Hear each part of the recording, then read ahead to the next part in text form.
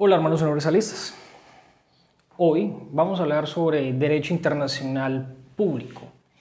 Eso no debe ser un tema que sea exclusivo de solamente abogados, sobre todo por su gran carga filosófica y moral que contiene.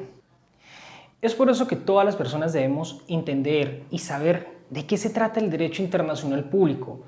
Pero hoy no solamente vamos a explicarlo, sino a hacerle una crítica desde el punto de vista de la doctrina universalista.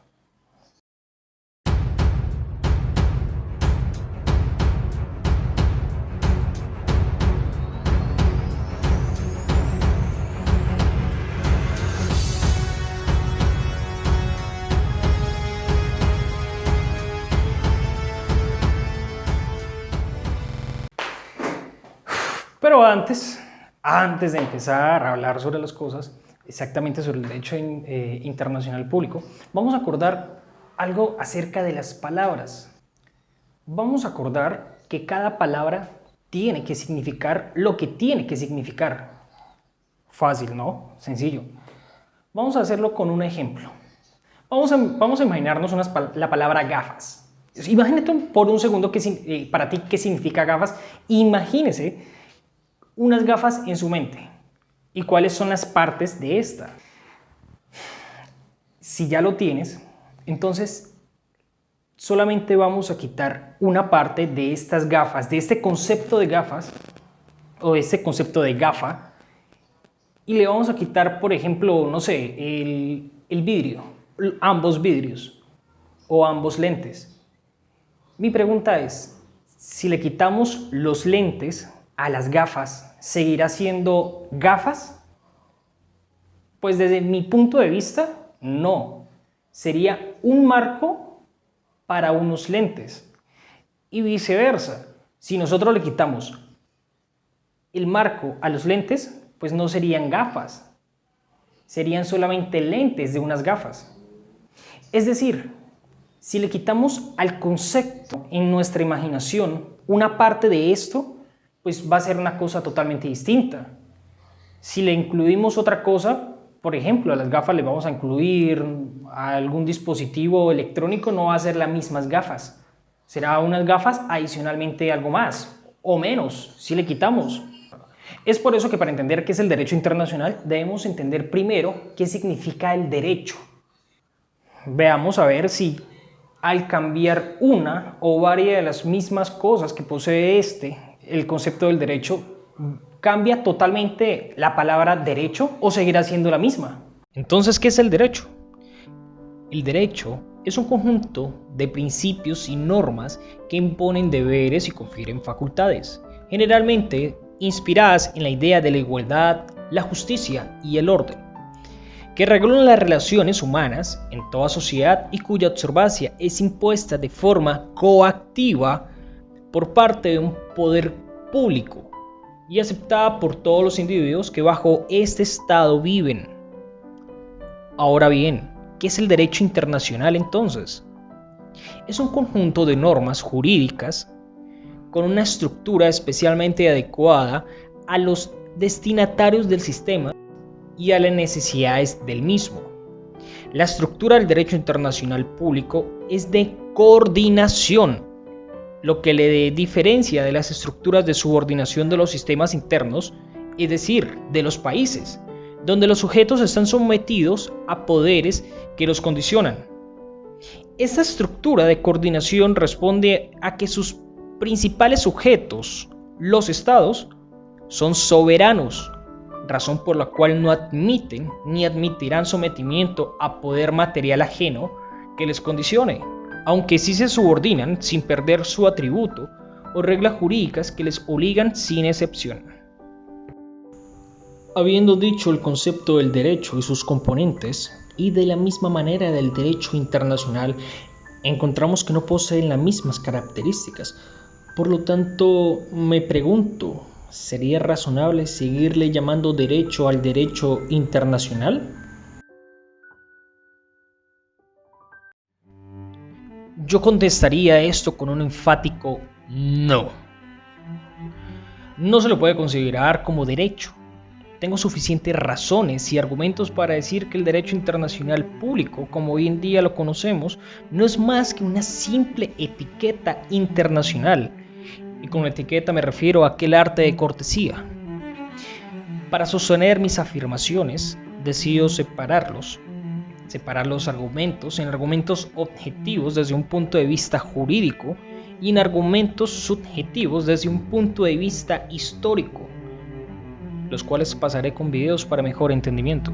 Como argumentos objetivos vamos a revisar la falta de coactividad en sus tratados, la falta de un poder legítimo que se sirva de la coactividad para exigir el cumplimiento de los tratados internacionales, la no aceptación e incumplimiento de los tratados internacionales y la falta de igualdad entre los estados en todo el mundo, es decir, entre las naciones.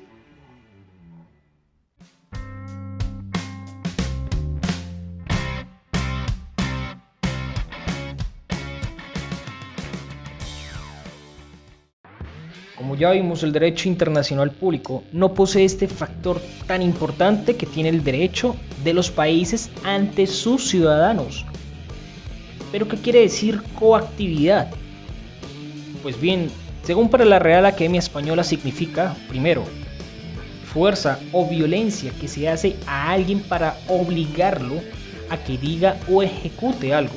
Y el segundo es el poder legítimo del derecho para imponer su cumplimiento o prevalecer sobre su infracción. Y es que es curioso que en la misma Real Academia Española nos defina el concepto de la coacción como el poder legítimo de un Estado. Al menos para mí lo es. Pero para ser más objetivos, la coacción la puede ejercer cualquier persona. La puede ejercer usted, la puedo ejercer yo, la puede ejercer cualquier ciudadano del común. Más sin embargo, para poder hacer la crítica al derecho internacional, vamos a mirarlo desde el segundo concepto, desde el segundo punto de vista, que es el poder que tiene el Estado, el poder legítimo que tiene un Estado frente a sus ciudadanos. Entonces, ¿por qué el derecho internacional no posee este factor tan importante? Pues bien, porque el mundo vive en sociedades, ya sean dictaduras o democracias, que defienden su soberanía como algo sagrado. Entonces, la mejor forma que pensaron para solemnizar estos tratados internacionales fue desde el principio de la buena fe de las naciones para el cumplimiento de estos tratados internacionales. Pero, ¿qué es el principio de la buena fe? Pues bien, es un principio general del derecho. La buena fe presupone la existencia recíproca con trascendencia jurídica y refiere a la confianza, seguridad y credibilidad que supone la palabra dada de un Estado a otro. Entonces las relaciones entre las naciones se fundan en esa delgada línea de la confianza y la palabra dada. Pero, ¿qué tan fiable es el principio de la buena fe entre las naciones? Pues bien, es un tema complejo. Muchas veces una nación ratifica un tratado internacional que pensaba tal vez cumplirlo, pero al momento de ponerlo en práctica se queda solamente en palabras. Históricamente tenemos montones de ejemplos de violaciones de derechos, incluso derechos humanos que son a propósito los más violados y que paradójicamente son los más defendidos por la ONU y por muchas organizaciones internacionales no gubernamentales. Tratados internacionales que simplemente se descartan porque sí, por excusas tan escuálidas que parecen mentiras. Y la lamentable situación de no poder denunciar estos atropellos a la humanidad ante un organismo superior con poder coactivo, lo que nos lleva a hablar del otro punto.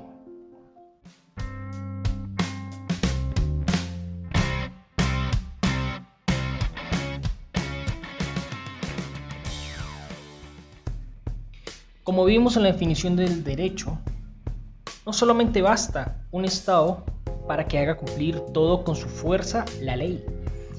Este Estado debe ser legítimo. ¿Qué quiere decir esto? Que nadie debe dudar de su poder para actuar, que el poder se lo haya dado el pueblo de forma solemne. Normalmente esto se logra con la conformación de una constitución política que legitime al Estado para tomar todo el control. La ONU y la Corte Penal Internacional, en cambio, poseen un poder limitado que termina donde empieza el poder de todos los estados. Por ejemplo, ¿cómo se hace para que la Corte Penal Internacional inicie una actuación? Primero, cuando un estado parte remite al fiscal de la Corte Penal Internacional una situación en la que parezca que se ha cometido uno de los crímenes en los cuales la CPI o la Corte Penal Internacional ejerce su competencia. Cuando el Consejo de Seguridad, de acuerdo al capítulo 7 de la Carta de las Naciones Unidas, remite al fiscal una situación en la que parezca haberse cometido uno o varios crímenes, o cuando el fiscal inicia una investigación de oficio. Y algunos dirán, pero Sebastián, mira, es fácil iniciar un proceso, ya que son varias las fuentes. Sí y no. En realidad no es fácil, porque se debe demostrar que en los países no se dio la garantía para que se investigara el delito. Ahora bien, aun si llegase esto a juicio, aun si se demuestra la culpabilidad de la persona y aun cuando haya sentencia infirme, todo depende del país de donde es el sentenciado para que se haga efectiva esta sentencia. Porque la Corte Penal Internacional no posee una oficina en cada país. Y es acá donde llega el problema. Porque depende de cada país que decida cumplir la sentencia, como también puede decir que la desacata, argumentando que es algo inconstitucional, o podría sacar cualquier excusa. Podría decir que cree y creerá en la inocencia de esta persona y decidan hacer caso omiso, quedando así la actuación de la Corte como una simple perdedera de tiempo.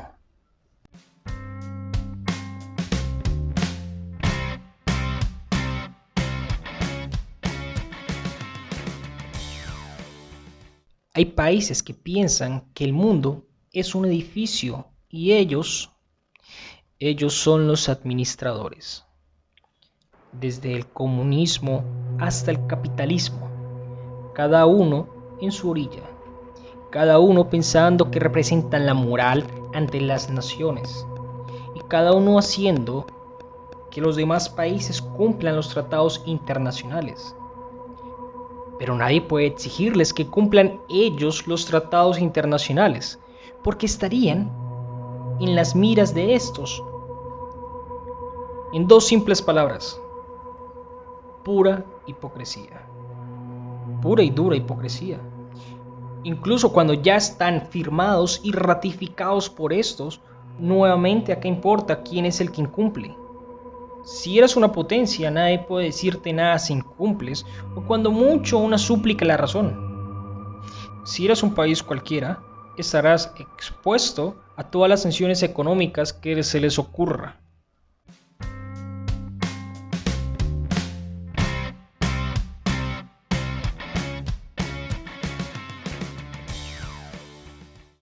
Todos los seres humanos somos iguales, pero unos más iguales que otros.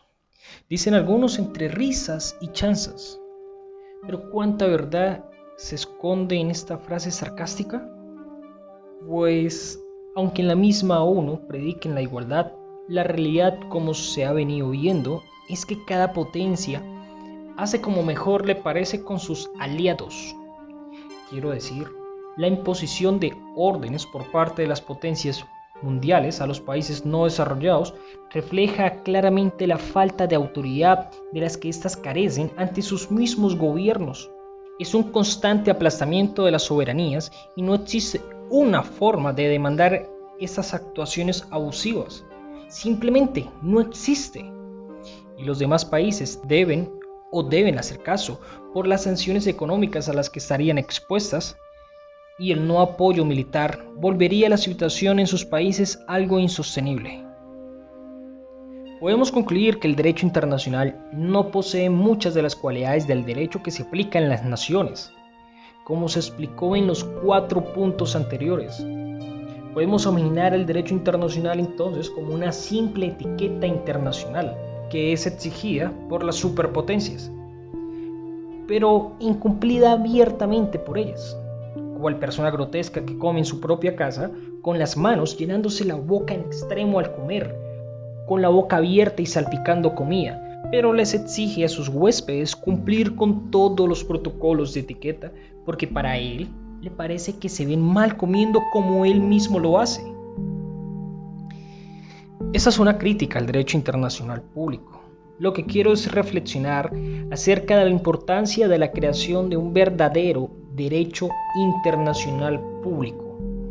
Tampoco quiero decir que el derecho internacional como hoy lo conocemos no haya tenido sus propios éxitos y logros. La ONU, a través de los tratados internacionales y debatiendo con las naciones, ha evitado el inicio de algunas guerras y ha preservado el delicado equilibrio que existía, a diferencia de la Sociedad de Naciones, que no logró evitar la Segunda Guerra Mundial, aunque parecía imposible. Pero ese equilibrio se ve cada vez puesto a prueba por el continuo avance tecnológico militar y la aplastante economía de las potencias. Para comprender y para lograr un cambio en el mundo, nosotros tenemos que llegar a comprender cosas tan simples como qué es el derecho internacional y por qué del todo no es derecho internacional. Nosotros como personas de derecho, futuros abogados y personas del común tenemos que entender qué es el derecho. Nosotros no podemos simplemente hacer una especie de alegoría hacia algo que todavía no existe propiamente. Por lo tanto, una de las soluciones que he propuesto en este canal es la creación de un Estado universal. Si entre todos los seres humanos confiamos en que podría llegarse a aplicar esta doctrina y esta filosofía e incorporarse dentro de los ordenamientos jurídicos de cada nación y de cada estado, de seguro podríamos llegar a alcanzar lo que llamaría Immanuel Kant como la paz perpetua. Y así, poco a poco, el Estado universal podría ser una idea que estuviese más cerca de todas las personas. Si este video te gustó y piensas que la doctrina universalista representa tus ideas, te agradecería muchísimo que le dieras like, comentarlo, compartirlo. Por el momento se despide Sebastián Medina. Hasta la próxima.